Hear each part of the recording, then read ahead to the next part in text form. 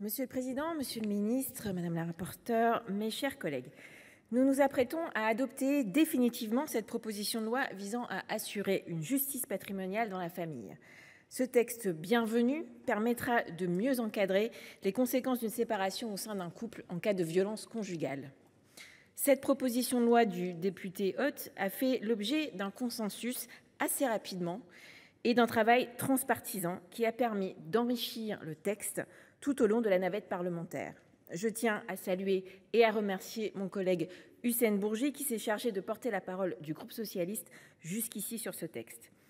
C'est une évidence, mieux lutter contre les violences conjugales, c'est avant tout modifier notre droit pénal, mais c'est aussi adapter d'autres domaines du droit civil comme le droit patrimonial et le droit fiscal afin de lutter contre toute forme d'injustice.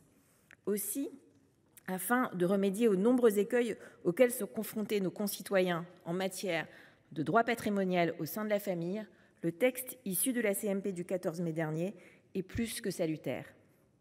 Première incohérence législative et pas des moindres. Aujourd'hui, il est possible de tuer son conjoint et d'en hériter. C'est une aberration de notre droit civil et il était urgent de modifier la loi. Ce sera chose faite avec l'article 1er qui crée le régime juridique de la déchéance matrimoniale, notamment lorsqu'un époux attente à la vie de son conjoint ou de sa conjointe ou lorsqu'il fait subir des sévices. Il était indigne que les époux meurtriers ou violents puissent tirer les avantages de la convention matrimoniale. Cette grave lacune sera réparée et le dispositif s'appliquera aux conventions matrimoniales en cours. La solidarité fiscale entre conjoints est un principe fondamental de notre droit, mais il peut aussi entraîner de profondes injustices. Pour les contrer, notre droit a lentement évolué ces dernières décennies, grâce notamment à l'adoption de la décharge de solidarité fiscale en 2008 et de l'assouplissement des conditions d'appréciation de l'état financier des conjoints lors d'une séparation en 2022. Mais ces dispositions sont bien loin d'être suffisantes et nombre des requérants se heurtent aux interprétations particulièrement restrictives du droit par l'administration fiscale.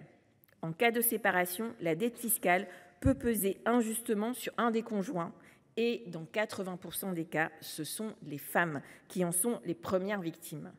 Et ce risque peut engendrer des situations dramatiques, plaçant nombre d'entre elles dans une précarité financière intenable. Nous étions quelques-uns ici à avoir déposé des amendements contre ces injustices fiscales lors du projet de loi de finances de 2024. Le groupe socialiste salue donc l'article 2 qui restreint l'assiette du patrimoine pris en compte pour apprécier l'existence ou non d'une disproportion marquée entre la dette fiscale due par le demandeur et sa situation financière et patrimoniale. Cette disposition devrait être de nature à ne pas faire peser sur le conjoint de bonne foi une charge fiscale trop lourde. En revanche, nous regrettons la suppression en CMP des articles 2 A et 2 B, prévoyant respectivement la création d'une nouvelle condition d'octroi de décharge de responsabilité solidaire et l'appréciation de la situation patrimoniale et financière du demandeur d'une décharge de responsabilité solidaire. Ces articles, issus de nos travaux au Sénat, avaient été adoptés contre l'avis de madame la rapporteure. Ils faisaient cependant l'objet d'un large consensus, ayant été déposés à la fois par les groupes de gauche, mais également par des collègues issus des rangs du centre et de la droite. Malgré ces regrets, il est indéniable que cette proposition de loi vient mettre un terme à des situations invraisemblables où des époux fautifs sont susceptibles de tirer avantage de règles matrimoniales défectueuses et imparfaites.